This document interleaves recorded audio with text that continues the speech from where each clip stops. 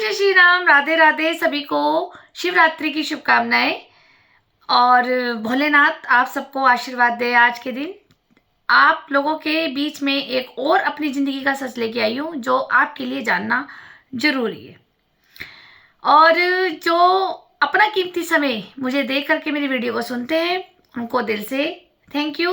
और जो मेरे नए व्यूअर्स जुड़े हैं उन्हें मैं ये कहना चाहूँगी कि आप मुझे FB पर, यूट्यूब पर और इंस्टाग्राम पर फॉलो कर सकते हैं। ईशा बेरी के नाम पर मेरी ज़िंदगी का सच सुन सकते हैं। वो सच ज़िंदगी का, वो मेरी ज़िंदगी का है, लेकिन आप लोगों के काम आ सकता है। और अगर आपके नहीं तो और किसी के काम आ सकता है, आप उसको शेयर कर सकते हैं।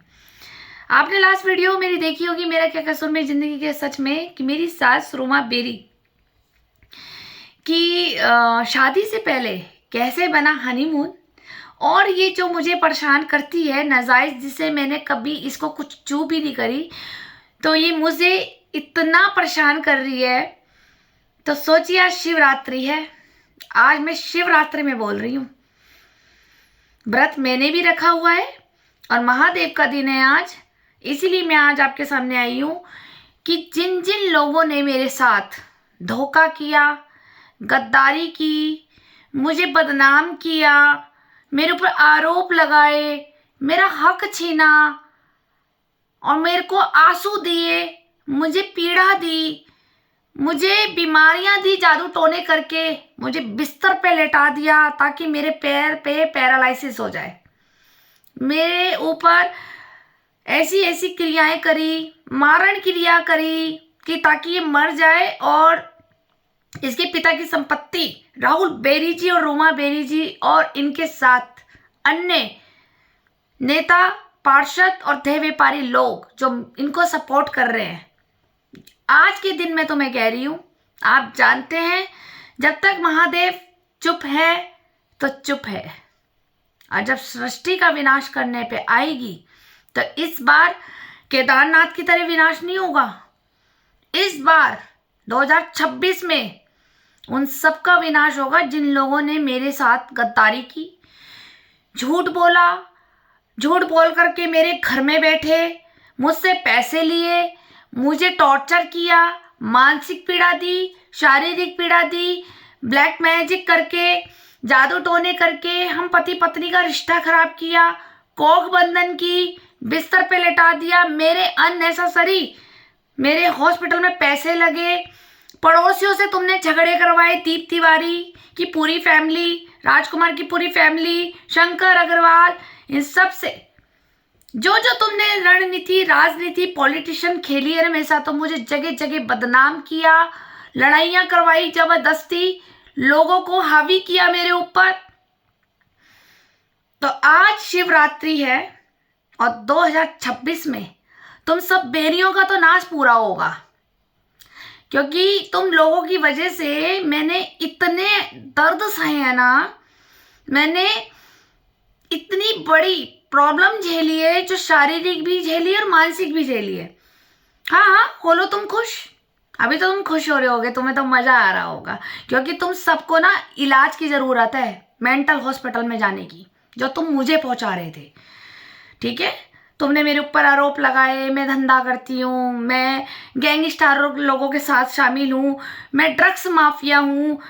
तुम लोगों ने मेरी माँ भी ड्रग्स दे के मारी और बहन का पता नहीं चल रहा, मुझे लग रहा तुम लोगों ने मेरी बहन भी मार दी, लेकिन मैं चुप नहीं बैठूंगी, मैं चुप नहीं बैठूंगी। मुझे लग रहा तुमने मेरी बहन को भी निपटा दिया है, और ये सारे पेरियों को बंद कराऊंगी मैं फिर, जब तक मेरी बहन का हिसाब नहीं दोगे।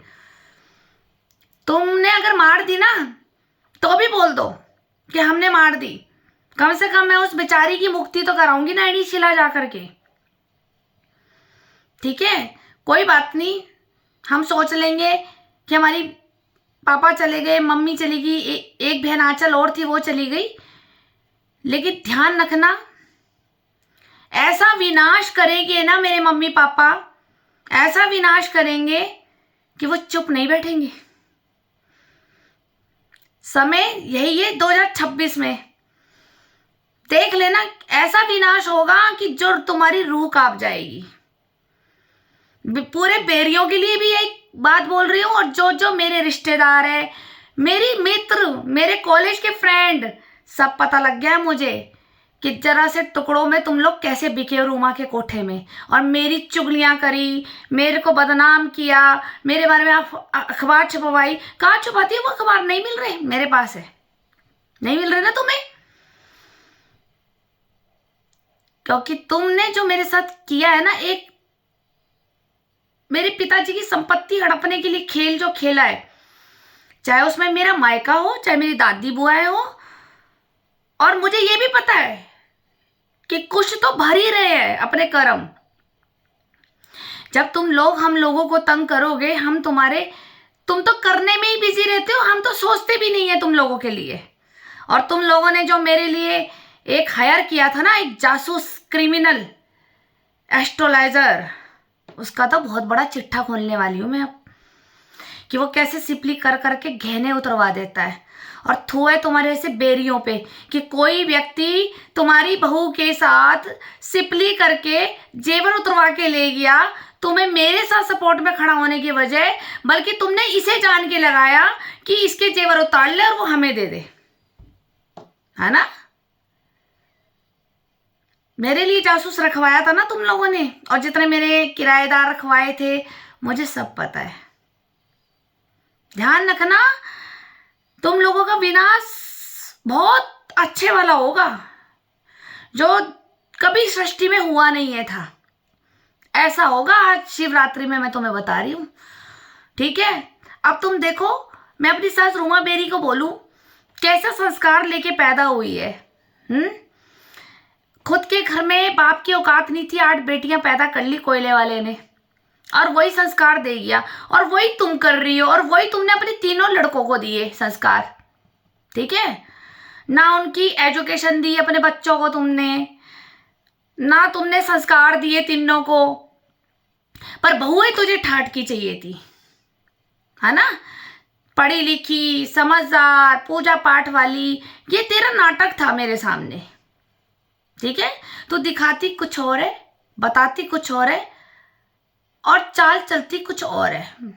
मैं अभी तो तेरे बहुत कुछ राज खोलूंगी, क्योंकि तुमने तो मेरे लिए झूठा कीचड़ उछाला, मैं तेरे लिए सच उछालूंगी, सच।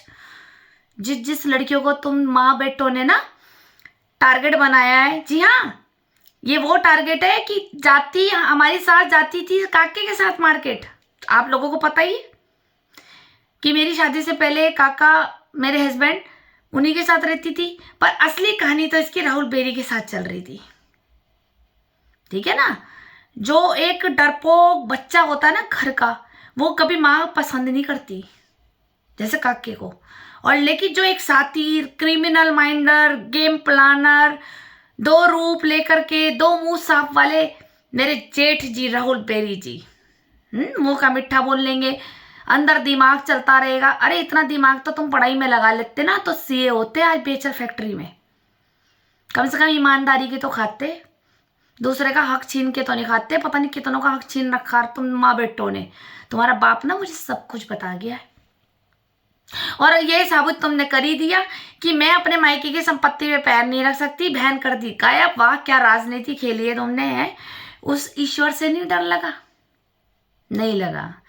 तुम्हारे जैसे राक्षसों को कहाँ डर लगेगा? जब माई डायन है तो खून तो वो गंदी नाली का ही है ना तुम्हारी रगों में भी। जैसी माँ गंदी कोयले वाली की बेटी है। चलो माना कि उस कोयले वाले को फुर्सत ही नहीं थी 8 बच्चों में संस्कार देने की, तो कम से कम रूमा बेरी के अंदर तो आने चाहिए था संस्कार। वो भी नहीं, वो भी अपने बच्चों को संस्कार नहीं दे पाई। तो ये सोचती है कि मैं गुंडागर्दी करके मैं बहुत अच्छी माफिया हूं, लेकिन ये सब कर कर के ना तुम अपने माँ बाप की औकात दिखाते हो, अपने माँ बाप की दिखाते हो। जिस कोयले वाले ने तुझे पैदा किया ना, जब तुम मरेगी वो कोयले वाला भी तुझे मुक्ति नहीं होने देगा। ना तो उनके गोत्र में जाएगी मरने के बाद, और ना तुम बेरियों के गोत्र में जाओगे, ठीक है? जिस दिन 10वां होता है ना, वो पिंड बना करके जिन लोगों ने अपने माता पिता का किया होगा तो आपको पता होगा, जो पिंड बना करके वो कहते हैं कि ऊपर की पीढ़ी में जा करके घुल मिल जाते हैं और ये उसी स्वीकारते हैं। तुझे दोनों पीढ़ियां नहीं स्वीकारेगी, कीड़े लगेंगे तुझे, तड़प के मरेगी। मैं आज के दिन तुझे बोल रही हूँ, वरना मैं कभी नहीं बोलती ना, मेरे अंदर नफरत है। मैं तो महादेव की भक्त हूं और विष का प्याला पिए बैठी हूं। मुझे अपने दर्द से दर्द नहीं होता, मुझे अपनी खुशी से खुशी नहीं होती। अब सोच कितनी शक्ति है महादेव की मेरे अंदर। मैं भगवान नहीं हूं, देखिए उसने मुझे विष पीने की इतनी शक्ति दे दी कि मैं इतने दर्द में भी जहां लोग फांसी लगा के खुद मर जाते हैं, वहां मैं जिंदा हूं तेरे सामने। तूने कोई कसर नहीं छोड़ी राहुल बेरी जी और रूमा बेरी जी। जब भरने का समय आएगा ना, तैयार रहना।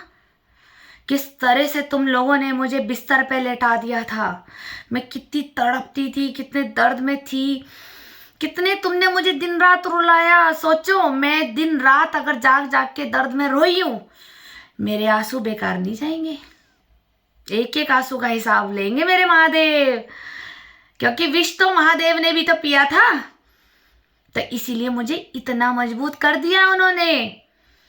ये विष पी पी के भी मैं तुम्हारे सामने हिम्मत करके खड़ी हूं। तो सोच, जब उसने मुझे उस चीज से निकाल के खड़ा कर दिया जिस चीज में तुम ये चाहते थे कि मुझे लकवा मार जाए, तुमने मेरे ऊपर कोमा, कि मैं कोमा में चली जाऊं, यादाश्त भूल जाऊं, मुझे याद ही ना रहे मेरी हिमानी बहन, मेरे मम्मी पापा, मेरा पति, मेरा मकान, मुझे कुछ याद ना रहे, मैं तुम्हें भी ना पहचानूं, है ना, और मेरी यादाश्त चली जाए, लकवा मार जाए, कोर्ट ना जाए, जो राजकुमार और दीप तिवारी की फैमिली से जो तुमने कांड करवाए मेरे साथ। ठीक, अभी तो उनके भी पर्चे डालने वाली हूँ फेसबुक पे सारे, कि इन्होंने क्या कांड करे थे मेरे साथ। वीडियो भी डालूंगी, 800 वीडियो है मेरे पास, इनकी लड़ाई की, गालियों की, सारी वीडियो रखी हुई है मैंने। मैं चुप रही। मुझे कहते दीप तिवारी का परिवार या राजकुमार का परिवार, मैंने इनके आगे कुछ बोला है तो सामने बोले जज को आके। लेकिन तुम लोगों ने जो नाजायज तंग किया है ना मुझे, वो मैंने अपना कर्मा समझकर तुम लोगों को बर्दाश्त कर लिया था, ये सोच करके कि तुम मेरे कोई पिछले जन्म के कार्मिक रिश्ते हो जिन्हें मुझे अब झेलना है। ये मेरे लिए जंग थी। अरे नीलकंठ महादेव ऐसे कोई कहलाए गए हैं, उन्होंने भी तो विष गले में रखा था, तभी तो नीलकंठ नाम आज तक चल रहा है। तो तुम लोगों ने भी मुझे इतना दर्द दिया है ना, उनका तो जहर विष पी के बैठे हुए थे, मैंने यहां तक आंसू पिए, आंसू। सोचो मैं सब कुछ गवा के भी खुश हूं और तुम लेके भी कभी सुखी नहीं रहोगे।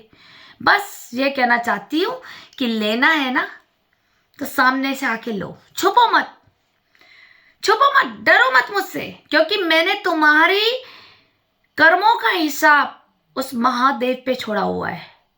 मुझसे डरो मत। तुमने जो किया है ना मेरे सामने आ करके बोल दो। मैं ये भी नहीं कहती कि तुम मेरे आगे हाथ जोड़ो, माफिया मांगो, पैर पकड़ो, तुम्हारी औकात भी नहीं है कि तुम मेरे पैर पकड़ोगे। ठीक है, तुम तो वो नीच खानदान की रूमा बेरी पैदा हुई है जब गले पकड़े जाते हैं। जैसे अपने पति की अच्छी पत्नी नहीं बन पाई, अपने भाई की अच्छी बहन नहीं बन पाई, अपनी बहनों की अच्छी बहनें नहीं बन पाई, अपनी माँ बाप की भी अच्छी बेटी नहीं बन पाई ना, ये अच्छी बहू कहाँ से बनती, तो ये अच्छी बीवी कैसे बनती, ये अच्छी माँ नहीं बन पाई, ये तो अपने बच्चों को डसने में लगी हुई है तीनों लड़कों को, तो फिर बहू तो दूसरे खून की हो गई ना। इसे तो गुंडा गर्दी बदमाश माफिया, इसका हड़प लो उसका हड़प लो, नेताओं के साथ घूमना, रंगीन रंगलिया मंसूरी में बनाना, ये सब इसको शौक था। औकात इसकी चप्पल की इसके बाप की कोयले वाली, लेकिन शौक इतने बड़े रखती थी। कहते हैं बेटियों को उतनी ही औकात में रहना चाहिए जितने उसका बाप खिला दे, ईमानदारी की। देखिए इसके तो ख्वाब ही बहुत बड़े बड़े थे, बहुत बड़े बड़े। पता नहीं कितनों के तो पतियों के साथ ये रंगीन हो गई है। मैं आज महादेव का दिन है, मैं आप झूठ नहीं बोलूंगी, बस मैं आज सच बोलूंगी। तेरा विनाश होने वाला है रोमा बेरी और राहुल बेरी, और भी जो अन्य बेरी इनके साथ शामिल है। तरुण बेरी जी से कहना चाहूंगी कि मेरी मम्मी के पास करने क्या जाता था, साइन कराने जाता था ना डुप्लीकेट एफिडेविट पे, मुझे सब पता है। मैं चुप रहती थी, मैंने कहा इन्हें करने दो। इसका मतलब ये नहीं था कि मैं डरती थी। मेरी बहन को तुमने मेरे खिलाफ कर दिया, उसे भड़का भड़का के मेरा क्या ले लिया बहन ने? अपने पिता की इज्जत खराब करी है इसने। अरे मैं भी हूं, मैंने भी एक लड़के से प्यार किया था शादी से पहले, आपके सामने जल्द खोलूंगी। मैंने अपनी पिता की एक जुबान पे उस लड़के को छोड़ा था। आर या पार 1 घंटे में करा था। मेरे पापा ने ऑप्शन रख दिया था, या तो ये लड़का या मैंने अपने पापा का सम्मान पहले चुना, क्योंकि मुझे उस इंसान से वो नमक हरामी नहीं करनी थी जिसने मुझे बड़ा किया, जिसने अपने खून पसीने से मुझे बड़ा किया, जिसका मैंने नमक खाया है। आपके सामने शेयर करूंगी, बाजार वालों को पता भी है मेरा शादी से पहले किस्सा। थोड़ा सा मेरा इलू चला था। लड़का अच्छा था, अपनी बरादरी का ही था, आप लोग जानते भी हैं, कोई नई बात नहीं है। वो उस उम्र में तो सबको पर लग जाते, तो हमें भी लग गए थे थोड़े बहुत, लेकिन मतलब वो बचपन वाला प्यार था। कोई ऐसा भी नहीं था कि उसके साथ कुछ गलत हो गया या वो मेरे को ब्लैकमेल कर रहा था, या मेरे पापा ने एक ही दिन रखा था कि मेरी इज्जत या उसकी। तो मैंने ना अपने पापा की इज्जत चुनी थी। अब मैं रूमा बेरी से पूछूं, तू इतनी बड़ी, अब तो मैं तू ही बोलूंगी, तू है क्या? तू देवी परी हो रही थी तो है। अब मैं तक अपनी मम्मी जी तो पहले कहती थी, अब तो मेरी जुबान से तुझे मम्मी कहना भी ना अजीब सा लगता है। मैंने डैडी की सेवा कर ली थी, मैं यही तो बोलती हूँ काके को कि मैंने डैडी की सेवा कर ली थी, लेकिन अब मैं तुम्हारी माँ के लिए ना 1 चम्मच जल भी नहीं दूंगी तुम्हें। मैंने तो दिल से उतार दिया कि बेरी कौन होते हैं। बेरी ना, मुझे तो अपनी कास्ट भी लगता है ना कि बेरी लिखा हुआ है, वो भी अजीब लगता है। इसलिए अपने कर्मों को ना भुगतने के लिए अब तैयार रहना, और महादेव का प्रचंड तांडव देखना अपनी लाइफ में अब तुम, ठीक है? देखते रहना, आनंद आएगा तुम्हें भी। पता तो चलेगा तुम्हें भी महादेव कैसे डमरू बजाते हैं जब उसके भक्त को कोई तंग करता है। मैंने तुम्हारे लिए कभी सोचा भी नहीं था, मैं तुम लोगों को अपना दिल से मान चुकी थी, ठीक है, कि तुम मेरे ही हो। क्यों? क्योंकि जब सर पे पिता नहीं, भाई नहीं, माँ नहीं, तो तुम ही तो मेरा परिवार थे। आज तो अपना कहने में भी ना मुझे शर्म आती है कि तुम लोग मेरे अपने हो। इसे अपने कहते हैं कि बड़ा भाई छोटे भाई का सब कुछ हड़पना चाहता है, खाना चाहता है। अरे जब इतना लालची था तो एक अमीर खानदान में ससुराल में शादी करता। क्या जरूरत थी वो अनपढ़ गवार सी औरत लाके, वो भी अलग कास्ट की, गढ़वालियों की, पहाड़ियों की। अपनी पंजाबी में कम थी लड़कियां, अच्छे खानदान में करते, तब तो बड़ी जल्दी जल्दी शादी कर ली।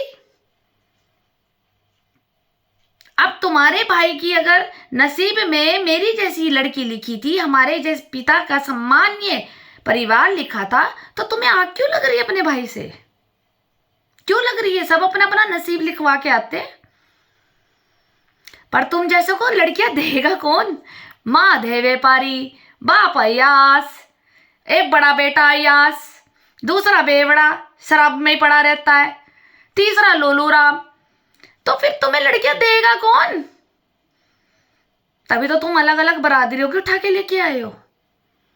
तुम्हारे पूरे बेरियों में अगर कोई बहू आई है बरादरी की तो मैं ही आई हूं, बाकी सभी अलग अलग बरादरी की आई। तुम्हें लड़की देता ही कौन था? अयास परिवारों को कौन देता? कोई इज्जतदार वाला आदमी तो नहीं देगा। मैं तो फंस गई, मुझे तो चारू ने फंसा दिया। बस तुम्हारी माँ तो बहुत साल से पीछे लगी हुई थी। मेरे पे तो फोकस संजय पालीवाल जी और बिट्टू पालीवाल जी का भी था। ऐसे कोई फंसाई गई है लड़की, घर बैठे रिश्ता हो गया और शादी भी हो गई।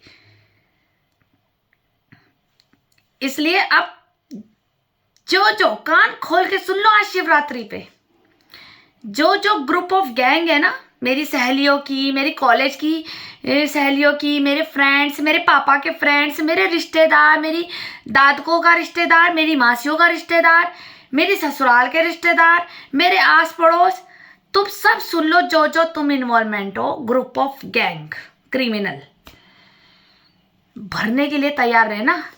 क्योंकि मुझे ना मेरे इंसाफ के लिए ना जज और कोर्ट और वकील और पुलिस की ज़रूरत नहीं पड़ती मुझे, और ना मैं नेताओं के तलवे चाटती हूँ। ना मुझे बीजेपी से नफरत, ना मुझे कांग्रेस से नफरत। हमें तो नेता बढ़िया चाहिए, बीजेपी का है चाहे कांग्रेस का है, देश के लिए कुछ करे, ईमानदारी से काम करे, सबकी सुने, सुनवाई करे, ईमानदारी से चले, सबकी मदद करे, सबकी दुआएं ले, आशीर्वाद ले। हमें तो ऐसे नेता पसंद है। हमें नेताओं से काम ही नहीं पड़ते, नेताओं से तो काम तुम्हारे जैसे देव व्यापारियों के पड़ते हैं। तो इसलिए अब भरने के लिए तैयार है ना, क्योंकि बीज तो तुमने लगा ही लिया, अंकुरित तो हो ही गया। अब भरे बिना तो तुम भी नहीं जाओगे दुनिया से। मैंने तो वो कष्ट सहा है जो मेरे भाग्य में नहीं था। मैंने वो पीड़ा, वो दर्द सहा है। कैसे मेरी तुम लोग मुझे देखते ना, जिस वक्त तुम लोगों ने मेरे ऊपर मारण क्रिया करी थी और मैं कैसे तड़पी हूं, और मुझे रवि गुरु जी ने ठीक किया है। उस वक्त तुम मुझे देखते, तुम्हारी औकात धरी की धरी रह जाती। अगर यही चीज अगर तुम्हारे साथ होगा ना, तब पता लगेगा तुम्हें कितना दर्द होगा। मैंने तो फिर भी सह लिया, क्योंकि मेरे अंदर सहने की शक्ति इसलिए आ गई थी क्योंकि मैं महादेव की भक्त हूं। मैंने कभी किसी का सोचा भी नहीं है, करने की बात तो दूर है। मुझे दुनिया में ना सिर्फ उसी से ही मतलब था, सिर्फ अपने महादेव से और अपने मम्मी पापा बहन से। मेरा सब कुछ लिया तुम लोगों ने, सब छीन लिया। अब देखो कितने कैसे हो तुम, यूं के यूं रह गए और मैं यूं की यूं हूं। लेते जाओ, इतना दिया है मेरे मालिक ने, ठीक है, कि मैं सबको देती हूँ। कभी हाथ नहीं फैलाती मैं तुम्हारी जैसे ना, बस छीनती हूँ। और मैं हमेशा अपने भगवान से, अपने महादेव से ये बोलती हूँ कि मेरे मालिक मुझे उतना देना जितना मेरे नसीब का है, किसी के हक का और किसी के हराम का और किसी के नाजायज का और किसी के चोरी का।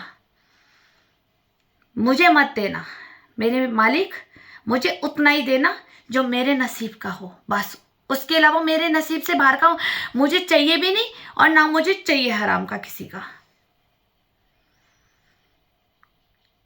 बस मालिक के घर से आए और मालिक के घर ही चले जाना है। तो काय का कर्म बो के जाओ कि अगर हम मर गए तो आगे फिर हमारी पीढ़ियां वो भोगेगी, हमारी औलादें भोगेगी, फिर वही औलादें तो फिर गालियां देगी कि पता नहीं क्या कर गया था बाप हमारा, पता नहीं क्या कर गए थे हमारी माँ। तो फिर उनको क्यों कष्ट दे रहे हो, जो तुम्हारे मरने के बाद तुम्हें श्राद्ध भी ना करें ये लोग चिढ़ के मारे। अपने अभी भी समय है, अपना कर्म सुधार लो। भगवान तुम्हारी नीयत गंदी रखता है ना, छीन लो छीन लो छीन लो, तो भगवान ने कहा ले तू और छीन, और छीन, तू छीन छीन के ही खा। और जब भरने का समय आएगा और हिसाब होगा ना, जब वापस लेगा, वो मेरे मालिक के दरबार में सबका खाता है, तू जो करता जाता है वो लिखता जाता है। असली तो न्यायाधीश वो बैठा ऊपर है ना। तुम्हारे एक एक कर्मों का हिसाब होगा जब वो हिसाब लेने पे आएगा। अभी तो वो भी मजा आ रहा है। वो कहते हैं ना, पतंग उड़ाते तो ढील देते रहो मजा आता है, और जब कटती है ना पतंग तब पता चलता है। तो वही हो ना, अब तुम्हारा इस साल पढ़ ले, तुम्हारी जीवन में अच्छी वाली आने वाली है। महादेव का तांडव, तैयार रहना, क्योंकि तुमने उस लड़की को सताया है। अपने अघोरियों से पूछ लेना, जो बड़े बड़े जादू टोने, कामाख्या, अघोरी, नागा, बहुत दूर दूर जाते हो ना मेरी फोटोएं ले लेके, क्या उन्होंने नहीं बताया मैं क्या हूं?